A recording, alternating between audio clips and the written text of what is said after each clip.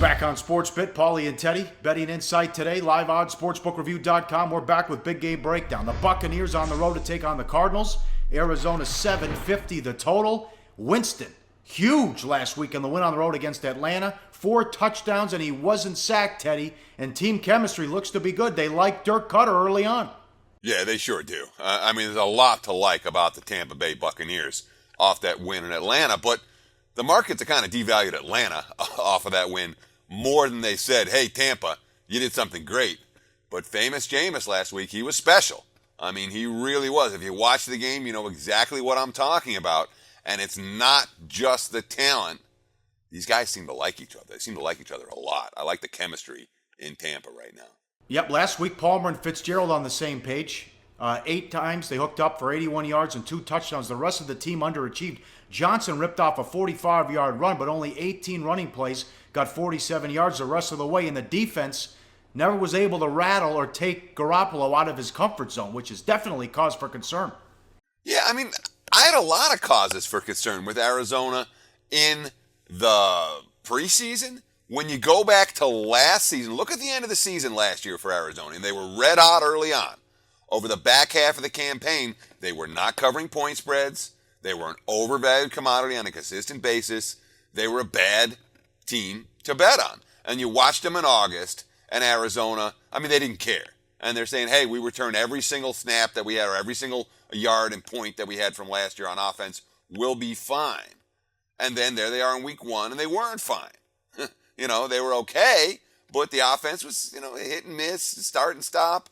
A couple of nice connections from Palmer and Fitzgerald, but it wasn't like they were marching up and down the field and putting the biscuit in the basket in the end zone. And so you say, does that happen this week? Is this the right team that's going to come? Or maybe Arizona is a team that we have to stop thinking about in this super elite category. Maybe they're only pretty good. You're right. I don't like them. And we read that quote. Remember the GM, Steve Keim, he said during the preseason, we're not going to be able to just flip the switch when the season starts.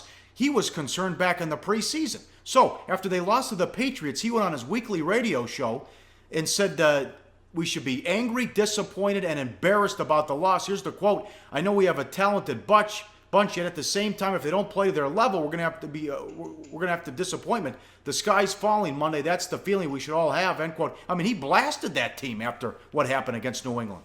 He's an idiot. In multiple ways. Number one, they lost because the kicker didn't hit a field goal. Okay, it wasn't like Arizona lost. The kicker missed. The special teams blew the game. And yes, they get an L for that.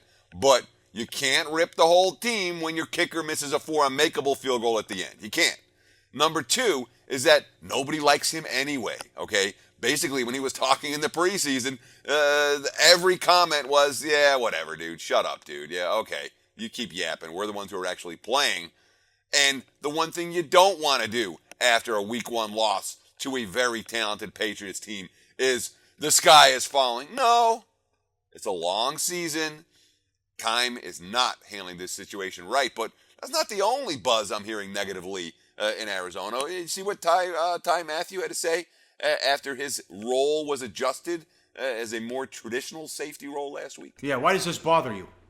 Well, here's a quote, from Tyrann Mathieu.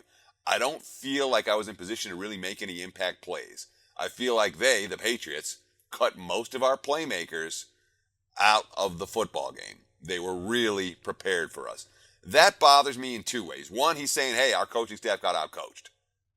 They were really prepared for us. That means they were better prepared than we were. And number 2, this is a defense where everybody's supposed to be happy. All these guys are able to have versatile roles. Matthew's got to be the happiest guy on that team. He's an impactful player as they have. When he's saying, I'm not in position to make plays, that's problematic.